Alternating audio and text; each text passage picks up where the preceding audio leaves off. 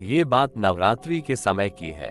उस समय मैं अपने दोस्त के घर नवरात्रि में दिया हुआ होमवर्क पूरा कर रहा था। उसका घर मेरे घर से कुछ 15 मिनट के रास्ते पर था। नवरात्रि का समय था तो हर जगह नवरात्रि के भजन चल रहे थे और लोग भी काफी धूमधाम से माता रानी की भक्ति में मग्न थे। हम दोनों का होमवर्क पूरा हो गया। हमने एक दिन में ही पूरा होमवर्क कर लिया था। जिस समय हमारा होमवर्क पूरा हुआ उस समय रात के 11 बज रहे थे।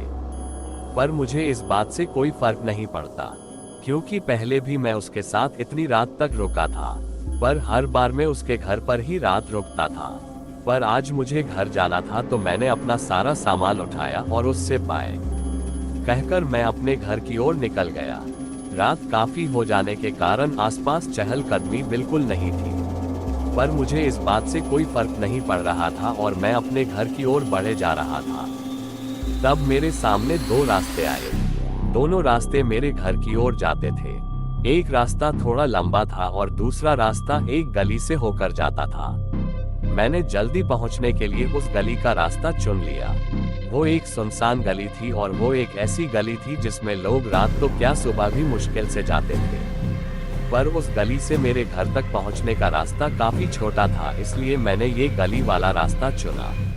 उस गली में ज्यादा रोशनी नहीं थी, जिस कारण वहां पर थोड़ा थोड़ा अंधेरा भी था तो सही से दिखाई नहीं दे रहा था। पर फिर भी मैं आगे बढ़े जा रहा था। थोड़ी दूरी पर जाने पर मैंने देखा कि मेरे सामने कोई खड़ा है। वो जो कोई भी था सही से दिखाई तो नहीं दे रहा था, केवल उसकी धुंधली परछाई सी दिखाई दे रही थी। वो एक घर के कोने पर खड़ा था और उसका चेहरा मेरी ओर था। मतलब उसे पता था कि मैं उसके सामने हूँ। वो जो कोई भी था काफी लंबा था और उसके सर पर मैंने दो बड़े बड़े सींग भी देखे। उसे देखकर मेरे पैर वही जमीन पर ही जम गए थे और मेरा शरीर डर से कांप रहा था। मैं समझ गया था कि यह कोई इंसान नहीं हो सकता, बल्कि वो एक शैतान था। पर अजीब बात यह थी कि वो शैतान मेरे पास नहीं आया, बल्कि वो दूर खड़ा होकर मेरी ओर ही देख रहा था। मैंने भी अपनी हिम्मत जुटाई और माता रानी का नाम लेकर मैं आगे बढ़ने लगा। पर न चाहकर भी मैं उसे देख रहा था। उसकी आंखें लाल थी और वो काफी बड़ा था, इतना कि किसी को भी अपने पैरों में कुचल कर मार सके।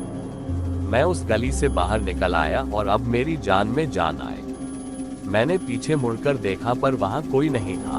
मैं तेजी से भागकर अपने घर लौट आया और अपने कमरे में जाकर सो गया। मुझे नहीं पता था कि वो क्या था, पर घर पर मैंने देखा कि मेरे गले में माँ दुर्गा का ताबीज था। शायद इसीलिए वो शैतान मेरे पास नहीं आ पा रहा था। मुझे मेरी दादी की भी बात याद आई कि त्योहारों पर अच्छी ताकतों के साथ बुरी ताकतें भी इस दुनिया में भटकती है। ये ताकतें रात के समय बहुत ज्यादा सक्रिय रहती है, इसलिए हमें ऐसी ताकतों से बचकर रहना चाहिए और सुनसान जगहों पर जहां कोई आता जाता नहीं है वहां नहीं जाना चाहिए। ये बात मैंने अपने घर में किसी को भी नहीं बताई, क्योंकि मैं नहीं चाहता कि सब मेरी वजह से चिंता करें। तो दोस्तों, आप लोगों को अगर यह कहानी अच्छी लगी तो वीडियो को लाइक करो, शेयर करो और सब्सक्राइब करो मेरी इस YouTube चैनल को। और कमेंट करके जरूर बताना कि कैसी लगी आपको ये स्टोरी। और अगर आप अभी अपनी कोई स्टोरी इस चैनल पे बताना चाहते हो तो कमेंट करिए। मैं आपकी स्टोरी इस चैनल पे बताऊंगा। मिलते हैं अगले वीडियो में।